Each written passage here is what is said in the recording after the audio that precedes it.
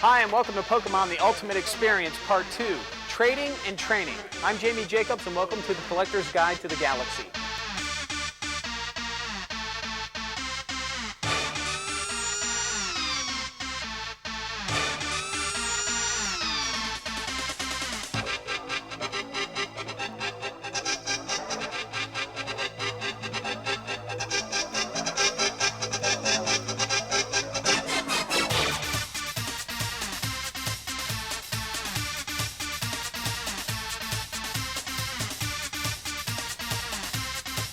Today we're going to talk to some kids about their secret trading techniques, so hopefully I don't get burned.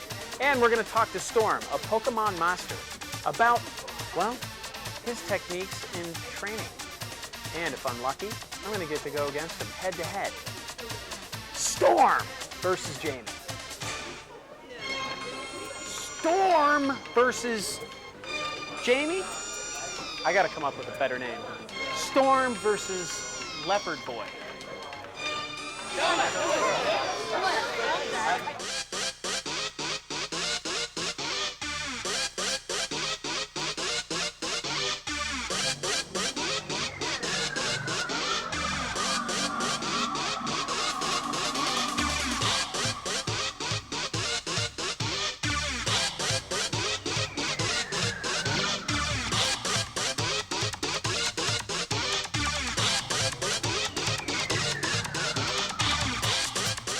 And here we are. The trading has begun. Actually, the mayhem has begun. If you think the New York Stock Exchange is crazy, check this out. As a matter of fact, I'm lucky enough to have... That's right. I got my own set, and I'm going in. Never mind them.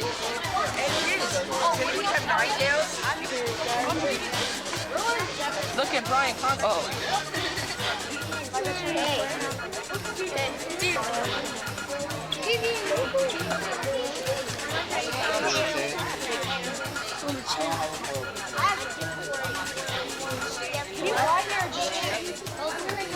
I have a feeling there's something good in here, so I want to start some trading.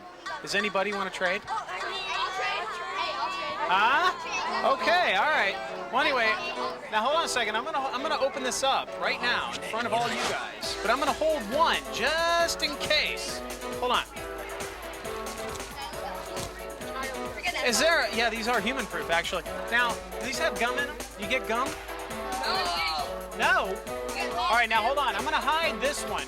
All right, because this is the winner. I'm willing to trade a couple of these. All right, so I'm just gonna whip out one, and you guys tell me what's fair and what isn't. All right, here we go. This is Scratch. Anybody up for a Scratch? No thanks. No? Is Scratch bad? Let me see. It's okay. That's funny, Dan, but compared to some cards, it stinks. Yeah, but it's got 40 HPs. Charizard has 120. The elusive Charizard. Well, how do you know I don't have a Charizard in here? Rapidash, is that pretty good? Yeah.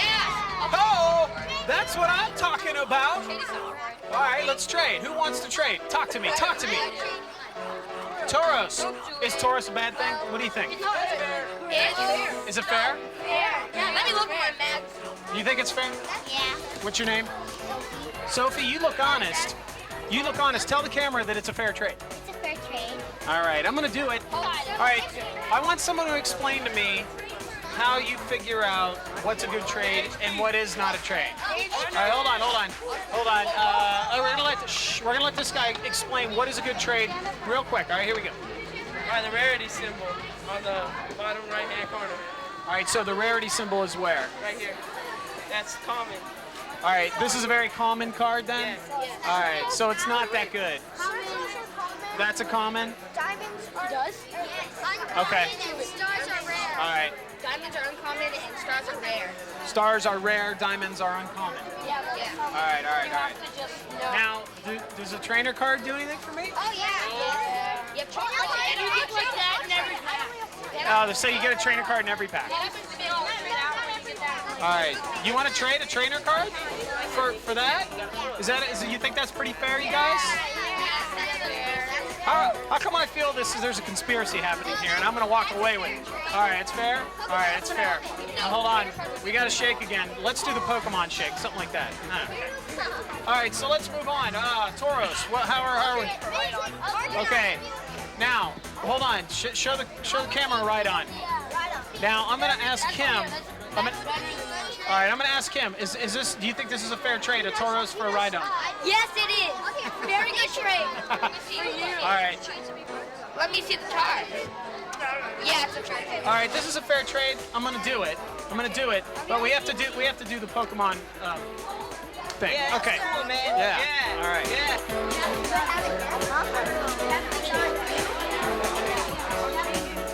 Okay, wait up.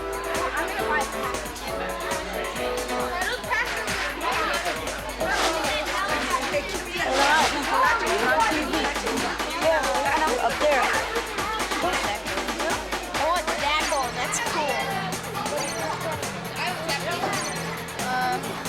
See anything? All right. So we're in the middle of it all, and we have an innocent bystander, and I'm guessing you have a young adult here that's the trading. Children are here in the middle of it all, so I'm just waiting out the time. Now, is this an every Wednesday situation? We've been here twice, so it's about twice in the last 6 weeks. Have you got into the trading wars at all? I have no idea what they're doing. You and me both. Okay, I'm gonna. You started with one little guy. You're getting off real good here. We started with 5 little cards, ended up with 30. You're trading. I'm doing good. All right. Okay, I like her. The key to this game, am I wrong or right, is to get as many cards as you can. You could get. Well, if you have all bad cards, it wouldn't be good. So if I had a giant stack taller than me, it wouldn't matter. It's how good the cards are. Yeah, you can only play 60 cards in the game. All right, now you help me. Take a look at her cards. Tell me if it's worth trading anything. She got some good stuff? She doesn't have anything good? It's shop and energies. That's pretty much all. So, what do you think? Should I do anything? That's a foil card for a mid-chop energy. Probably not. But she's so darn cute, isn't she? I mean, what? Yes, she is. No comment on that. No comment on that. She's so darn cute. I feel like I need to give her something. Me. If you have them a chair, I got it. What other foils do you have? What other foils do you have? Tails. Whoa, what's that? I'm trading Flareon. Yes. I'm trading Flareon for Charlie. All right. Let me find it. Okay, where is it? It's not even in here. Hey. Let me find it. You need Eevee? I'm trying to get All right, we're here with Brett, and I had a quick question about what advice you could give young adults or even adults on their book as far as the cards go. Well, if you're getting them for a collection just because you like the pictures, you like the whole concept of Pokemon, then the best thing is to always try to pick up the rarest ones as easily as possible, as quickly as possible. And when you're trading, don't give away something that you'll be able to reacquire too easily for something that's going to be impossible to replace. The cards actually have symbols on them telling you whether they're common, uncommon, or rare, so that even if you're trading a rare card away for bulk, you can make sure to get, a fair trade out of it, or just one rare for one rare, or something comparable. On the other hand, if you don't collect the cards, you just enjoy the game, and you want to build a deck that'll help you win, say, tournaments like the one here today, or other ones elsewhere, then you'd want things that'll help your game itself. Certain cards give you card advantage, like Bill immediately replaces itself and gives you an extra card. There's another one called Professor Oak, which will refill your entire hand. Both of those will help you get through your deck to the cards you need quickly, so you can get to your big, strong Pokemon that will eventually win the game for you. Okay, so there you have it. Those are some tips on how to not only be a good collector, but a better trader as well. Okay, so thanks a lot, Brett. I really appreciate you talking to us. Anytime. And good luck with the rest of the day. Thank you. All right. Wow, that's a fat book you got there. You got a lot there, huh? Yeah, a ton. Okay, so is there any other strategies I need to know about trading cards at all to help me along so I don't get hosed like I just did a few minutes back? I use a magazine that tells the prices. So would that be considered, I don't know, inside information or cheating? No. It's just smart. Okay, good. If you don't get a foil for a foil, it's a bad trade. So this one's a foil. Yeah. Is a hologram and foil the same thing? Yeah. Okay, so there you go. Foil, shiny back, whatever. Okay, so those are 3 names that they're kind of all the same. How long you been trading? Couple months. Have you had any good trades today? One. You've had one good trade? What was it? Yen card for a hypno.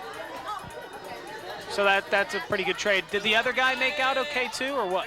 Yeah. Oh, hey, how you doing? Got any good trades today? Yeah, I almost got him this close, but I traded this kid 3 rares for one of my Zapdoses. I got a good trade. Okay, could you elaborate on the whole rare thing in a Zapdos or whatever? Sure. The rare symbol means it's hard to find in a pack, and if you get it, you're pretty lucky. And the Zapdos, it's one of the 3 legendary mystic birds, and it's pretty hard to get. I had to buy it here from Collector's Galaxy, and I got a pretty good deal off it. I traded him for a Raichu, Jolteon, and Victory Bell, so I got a pretty good trade. Okay, and so have you ever done a trade here where you just totally lost your head and later on figured out that you made the biggest mistake of your life? Yeah, I traded my Charizard away for like these 2 foils, and then I wish I hadn't done it because I had the whole American set, and I was like, and it took me like 2 months to get the whole thing. So I was pretty depressed. Did you seek counseling or any help of any sort? No, I looked in myself for counseling, and I eventually got over it because I got another Charizard in Japanese. Now I'm giving up the whole American thing, just going for the Japanese. Finding strength from within. Thank you, sir. Good luck today. Okay. Once where I traded about like 18 cards for 1 Blastoise, which is a really good card. Then I traded back to my friend because I realized that Blastoise was a very good card. Well, the best Pokemon trade I ever did was probably when I got Kangaskhan. Because Kangaskhan is the cheapest Pokemon you can get. And he's the easiest card you can use. So you do is flip a coin 4 times and it's Comet Punch. And you can literally kill every single Pokemon. Except for the Charizard. Want a Nidoqueen? Want a Nidoqueen for your Poliwrath? Hey, do you have Gengar? I used to have a champion, but I traded it.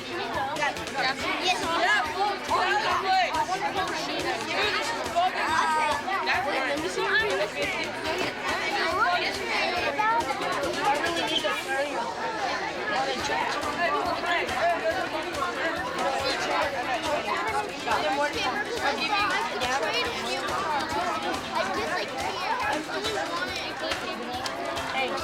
Ryan, there you are.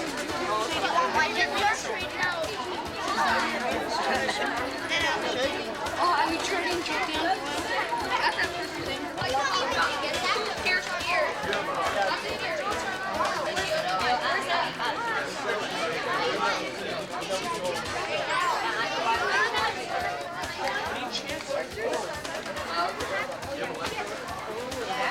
How much is it?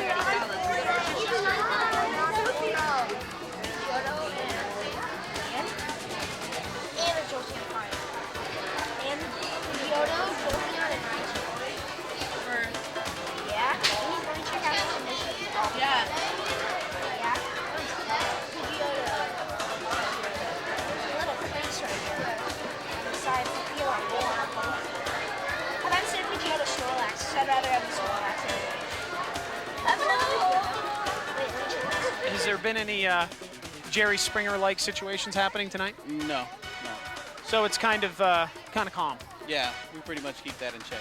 You seem like sort of a master at this, or close. Are you close to being a master at all? I wish. All right. What sort of trading techniques do you use to better your game? What she gave me, this. Are you talking about when I'm playing somebody with the cards, or am I trading? I'm talking when you're in the trenches, when it's full on, when the other person's looking at you, sneering, and you guys are going head to head. Most powerful HP, and if it takes away the most, that would be it. If it takes away most HP, like 30X on a Knitter Rhino. It's pretty good. Probably pronounced that wrong, but What are your training tips? Like what do you do to be good and to win and get good cards? Well, I buy a lot of booster packs, of course, and a lot of cards. Look at the card really closely, see what it does, and see, not like Charizard, oh, it's 100 damage, woo. I mean, like, you could look at another guy that's like a little guy, and he could whoop. Like this Mr. Mon guy has 40 HP, and that guy has 120. He could beat him just with one move that he has. Really? It's just like a power, so Charizard can't attack him or something. Everybody thinks Charizard's such a good card. So, Not that good. so the truth comes out that Charizard is really kind of lame. I used to have like 6 or 7 of those cards. And you got rid of them?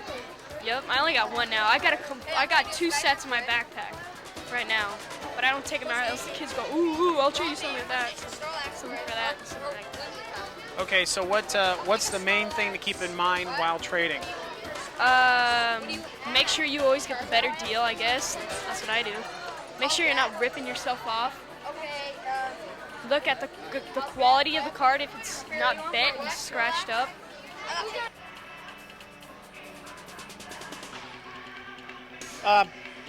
Would anybody like to buy some Star Wars stuff? I mean, we got Jar Jar Binks or a Naboo pistol. So I heard this vicious rumor that Pikachu kicked your butt. Is that true? You know, it was called the Phantom Menace, and well, there's not even a Phantom in here. Go over there to the excitement. Bye. I'm standing here with Storm, the Pokemon Master, and rumor has it that you were kind of looking in on some of my trading. Yeah, I was taking a peek. Okay, I started with the Jungle Booster. What? And check it out. Look how I did. Well, I got to see the cards before I can tell you how well you did. Sometimes it doesn't matter how many cards you get. It depends on what you get. Oh, you mean so if I have a whole bunch, it doesn't matter? Or it could not matter? Yeah, it could not matter. It just depends on the quality of the card and what cards you actually have. Well, I'm going to go ahead and hand them over to you. And you just give me a little synopsis of how I did, okay? All right, here we go. Take a look at them here. Let's see. Pikachu is common. Eevee, he's okay. Let's see. Mankey, he's all right. You got a lot of those. You got a lot of duplicates. No foils at all. Okay, so that's bad. Yeah, you want to get foils. For the most part, foils are like the most collectible cards. You know, I could swear I had some of those at one point. Yeah, you did, and you gave them away pretty easily too. Oh, you saw that? Yeah.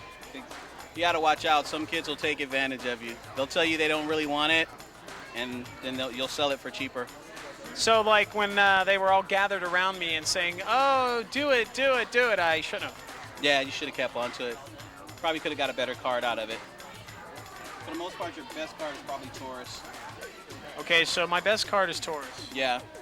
And other than that, got a lot of commons. So you started out with a couple of pretty good cards, but you wind up getting just a whole bunch of commons, which, I mean, people give them away all day long. All right, so, well, I learned my lesson. I won't do that again. And you witnessed, actually, me losing pretty bad. Yeah, you actually traded again. You gave another kid 10 regular cards for another foil, which kind of gave you another lead back, but then you just kind of gave it away. So. Plus, too, my foil had scratches on it, too, so I didn't notice. Yeah, scratches can bring down the quality of the card. Now, if you're getting cards to trade or getting cards to play, is there a difference? I mean, what's that like? There's a big difference in getting the cards to play and depending on if you're trading. If you're just trading to collect the cards, for the most part, you just want to get the really expensive foils. But if you're trading to build a deck or something like that, sometimes it's okay to get duplicates of commons and stuff like that because your cheapest cards are your basic Pokemon. And if you're building a deck and you're learning how to play the game, you need a lot of those. Okay, so what if I'm trading and I'm unsure of a trade? What do I do? Well, if you're unsure of a trade, basically what you want to do is either have your parent there looking in on you, somebody who's in the store, a specialist like myself, or a collector who's there who's actually running the tournament, the trading or whatever, and basically ask them, or you can even ask your friend if he's there with you. You ask him, what do you think, but always be sure of a trade. If you're unsure, always ask someone else. Throw in some tips and techniques that are going to help me be a better player. Well, basically to begin with, you want to try to get a lot of cards. You want to use your duplicates. You never want to trade cards that you need because you're trying to complete a whole set, and right now I believe there's 152 cards. So what you do is you get the duplicates that you don't need, and you trade for some of the cards that you do need. When you're trading, like I said before, if you're not sure for a trade, you either ask your friend or a specialist who's on there. For the most part, you can check on the cards. Some of the cards have little symbols at the bottom right-hand corner. Circle represents common, a diamond represents uncommons, and then the stars are rare. And basically, you don't want to trade a rare card for a couple of commons, unless of course you're building a deck or something like that. So there again, this reiterates the fact that there is a difference between collecting cards for trading and collecting cards for playing. Exactly, there's a big difference. Let's find out exactly how you would go about trading, and if somebody had something you wanted, how would you do it, and what would you look for from the other person trying to get something from you? Well, for the most part, it depends on what card I'm looking for. But like I said, say for instance, if I'm looking for a Raichu or something, which is a foil electric Pokemon, you don't want to trade like foil cards for regular cards because it will never add up because a foil card is way more valuable than regular cards. You also, what I would do if I'm trading for it, I would offer less than what I'm actually wanting to get it for. Because usually what the person, when they're offering, they're going to try to get you out of more cards. So you just got to kind of wheel and deal back and forth. You already know what you want to trade it for, but you also know that they're probably, gonna want a little extra. So you just kind of meet them halfway. What technique would you use if you saw a card that somebody had that you wanted, and it was an experienced trader? What's something that Storm would do? Well, for the most part, I would probably just try to find out what I think the person who's trading the card and what they want. Like, it's like playing poker. You want to find out his weaknesses. And you say, well, let me see your cards for a second. I got this card I want to trade you. Look at what cards. And he goes, oh, okay, he needs this guy, he needs this guy, and this guy. And you just kind of round it out. Well, I'll give you this guy and this guy if you give me this guy. And usually they go, oh, okay, because I need those two guys.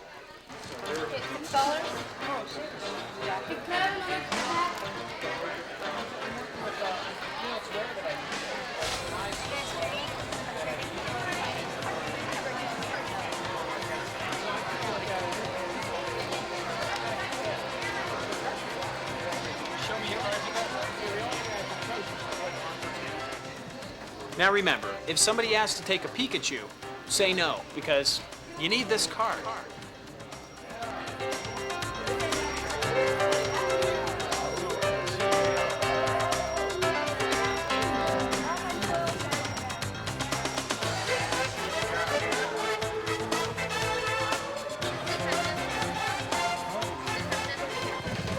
Now, if somebody tells you you're a Charmander, it's not a compliment, believe me.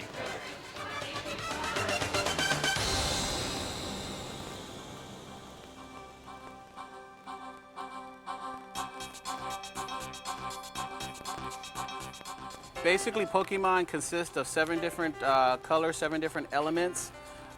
These elements come in Pokemons as well as energy.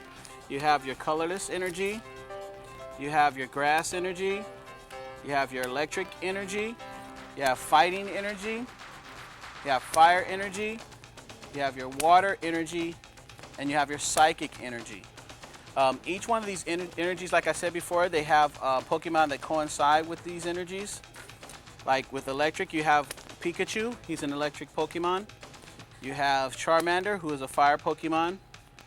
You have Squirtle, who's a water Pokemon. Rattata, who's a colorless Pokemon. You have Mewtwo, who is a psychic Pokemon. And then Machop. Oops, wait, Machop, who is an energy Pokemon. And then I'm missing Grass. Just a second. And then there's Bulbasaur, who's a grass Pokemon. Each one of these Pokemon that you see in front of you are what we call basic Pokemons. Basically, what basic Pokemons are exactly what they are. They're the basic stage that comes out before you can evolve into anything else. I'll explain evolve later. The way you can tell that they're basic Pokemons, if you look up into the left-hand corner of the cards, you'll see right here it says basic Pokemon. Also, the way that you can tell what type of Pokemon they are is you see this little icon right here in the corner, which is a circle. In the middle of it, it has what element they are. Like Charmander has a flame, just like the fire energy does. Squirtle has a water inside a circle, just like the water energy does. This little symbol, these little numbers right here that has HP next to it, basically what this is the Pokemon's hit points. Some people call it health points, some people call it HP, some people call it hyper points. No matter what you call it, basically what it is Pokemon's lifespan. Basically what it is when he runs out of these hit points, he's knocked out, which means he can't fight anymore. Each Pokemon has different attacks. The attacks are right here under their picture, as you can see, like with Charmander's Scratch. With this emblem right here, he does Scratch for 10. Now this circle right here that's colorless, like this energy down here, that doesn't mean that he needs this specific energy in order to do this attack. Basically what this means is that he can use any color energy attached to him in order to do this attack. Okay, now keep in mind everything that I explained to you guys, you might not kind of understand it right now because it's just words and it's explaining how the cards demonstrate and how they work. But for the most part, once I show you the demo game and we go through the steps, you guys will see that it's pretty easy to catch on. Okay, he does an attack for 10, and basically this is the damage that he does to another Pokemon when he does the Scratch attack. Some attacks require more energy than one, like his only require one. His require one, but it has to be a fighting energy. Like Machop, he does a low kick for 20, but he has to have a fighting energy attached to him. But he only needs one, and for every circle icon that's next to that attack, that's one more energy card that he needs attached to him. Like Bulbasaur's attack, he does Leech Seed, and he needs 2 grass energy attached to him in order to do this attack. Once he does this attack for 20 to the defending Pokemon, he heals himself for 1 counter. Each counter represents 10, so basically he heals himself for 10 points of damage every time he uses an attack. So if he's damaged for 10 points of damage and then he does his attack, it heals him back up completely. Then what you have, after attacks, you have what they call weaknesses. Most Pokemon have weaknesses, some of them don't have weaknesses. Basically what the weakness does is any damage that a Pokemon takes from that specific weakness that he's weak against, he takes double. Say for instance like Charmander, he's weak against water. That means if Squirtle here, because he's a water Pokemon, he attacks Charmander, Charmander would take double. So if he hits him for 10, he would take 20. Then you have what you call resistance. These particular Pokemons don't have resistances, but this one does. Rattata, he has resistance. Basically what he's resistance against is psychic. You see the little circle, it's purple and it has a little icon like this energy. That means he's resistance against Mewtwo's attacks. But he's only resistance up to -30. What this means, if Mewtwo attacks him for 30 points of damage, it does how much? 0. Okay? But if he attacks him for 40, how much does it do? 10. Right, there you go. If he attacks him for 50, he only does 20, and so forth. So you subtract that. It's like he's immune to it, but only up to -30. These are basic Pokemons. Some of them evolve into bigger Pokemon. They're the same Pokemon, they just get a little bit bigger. I'm going to use a couple of them as an example, like Squirtle. He turns into War Turtle. He also turns into Blastoise, but right now we're just going to use the first stage as an example. He's the same Pokemon. The only difference is that his name changes and he gets bigger. He has more hit points. The way you can tell what card he attaches to, because it has a little picture of Squirtle and also says up at the top that he evolves from Squirtle. So it tells you exactly what you need to do with the card when you get it in your hand. So if you're not sure, just read the text and it'll tell you exactly what you need to do. Then they have what they call the second stage. So far, this is the highest stage that Pokemons evolve into. It's stage number 2. At this point, the Pokemon's at his max, pretty much as he can get. He has more hit points, like with Machamp, he has 100. Right here at the top, it tells you he evolves from Machoke.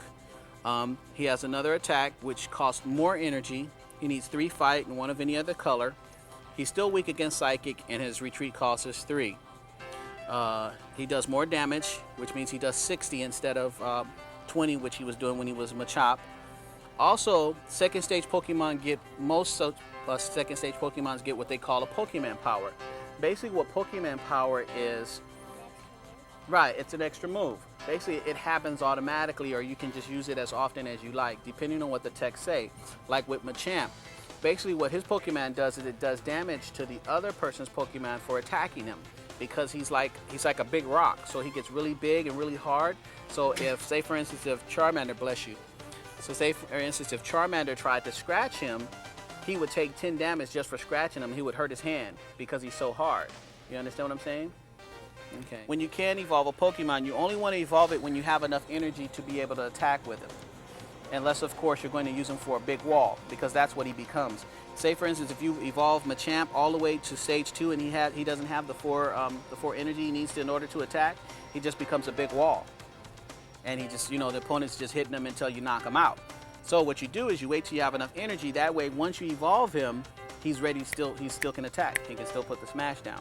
And then you have what you call trainers. Basically, what trainers do is they help you defend your Pokemon. There's different kind of trainers. I'm just going to go over a few so you guys can get an overview of how they work.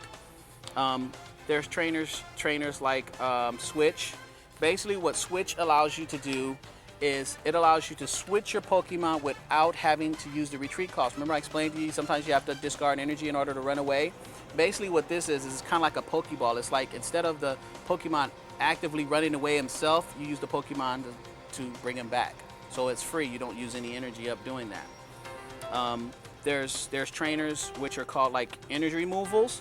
Basically what energy removals does is it removes energy from a particular Pokemon, because the object of the game is to build your Pokemon up really big with a lot of energy and to keep your opponent from doing the same. As long as his Pokemon don't have any energy and they're weak, you can knock them out quicker, because the more energy they get, the more they can evolve them, the quicker they can evolve them, and nobody wants to fight against a big Pokemon. There's Gust of Wind. Basically, Gust of Wind is the same thing as Switch, except you use it against your opponent. Because sometimes what will happen is your opponent will have a very big Pokemon that you can't take out with your regular Pokemon, and he has like weak Pokemon on the bench. That allows you to switch. So that way you can bring in the weak Pokemon that you can knock out really quick, and then you get a prize card. So it's like a tactical card, strategic card. So can you only use one of these cards in a game? Or? No, you can use up to 4 in your deck, and say for instance if you're playing a hand and you have 1 Squirtle down and you have 4 power pluses, you can put all 4 on him. You can build it up so he does 50 in one shot. Boom, knock Pokemon out. A lot of times you'll find people who play like that and they win very quickly. Well, I like the way you played. It's fun. It's fun. It's also strategy, and it's like Vegas. It's all in the cards. I mean, seriously. After you draw your card on your turn, which he has already done, the next thing you want to do is play any trainers that you might have that's going to help you out. Like for instance, Bill. Bill, basically what he does is what? Allows you to get 2 cards. So a lot of times you want to use him immediately. So you say, I'm going to use my trainer Bill. You put him in your discard pile, which is always next to your deck, and then you pull 2 more cards.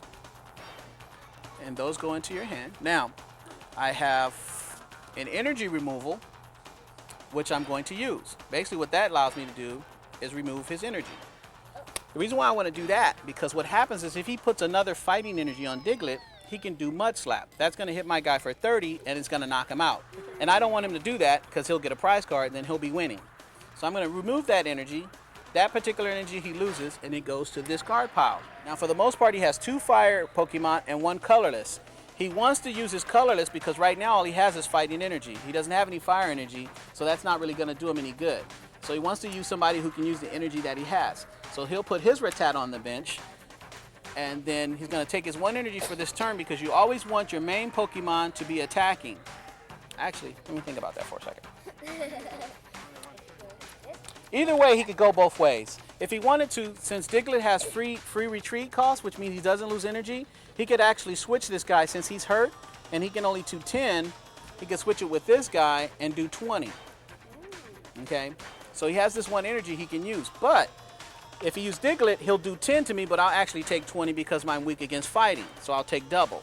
So he could really pretty much go both ways. So it's basically up to him. Since his Diglett is hurt already and he only has 20 more to go, he doesn't want to leave him out here because then that subjects him to be knocked out. So he might want to retreat this guy. He brings up his Rattata, then he uses his 1 energy, and then he attaches that energy. And like he only needs 1 energy to do bite, and since it's colorless circle, that means he can use any color energy, so he attaches to fighting. Okay? There's 3 ways you can lose or win in this game. If your opponent knocks all your Pokemon out, he wins. If he knocks out enough Pokemon to get all your prize cards, he wins. If you run out of cards, like say for instance my turn and I don't have a card to pull, I lose and the opponent wins. For the most part, the only thing I really can do is evolve my guy.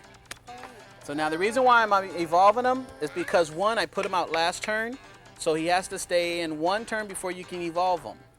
So every time you evolve him, you have to wait a turn. Say for instance if you have Machop, okay, you make him Machoke, you have to wait a turn, then you make him a champ. You can't do both at the same time.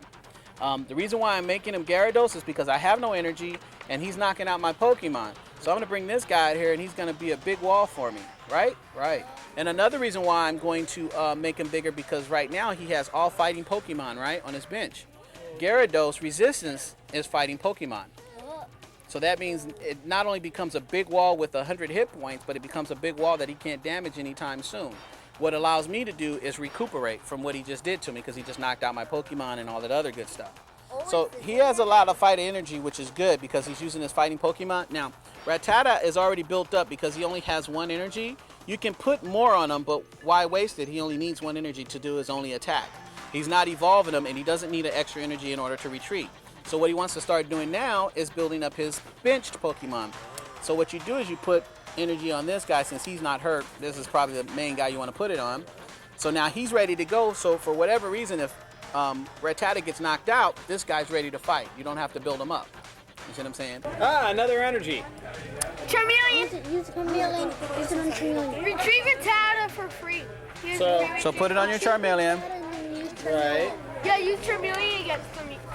Okay. So now, and you can retreat your Rattata for free. okay. And then I bring up this. Yep, bring him out. Sacrifice 1 energy and you can do flamethrower.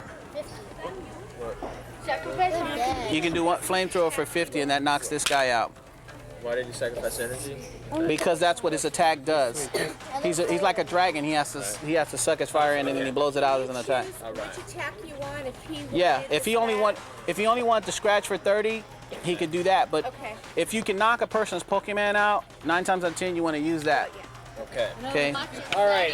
Storm, thanks a lot. I appreciate No problem. it. I learned a lot. Okay. And I'll see you again. Okay. I'll let these guys go. All right. So hopefully the terms Diglett, Drowsy, and Squirtle mean something more than just some crazy gibberish. They're Pokemon. I'm Jamie Jacobs, and on behalf of everyone here at Collector's Guide to the Galaxy, we hope you had fun and learned something. And remember, catch 'em all.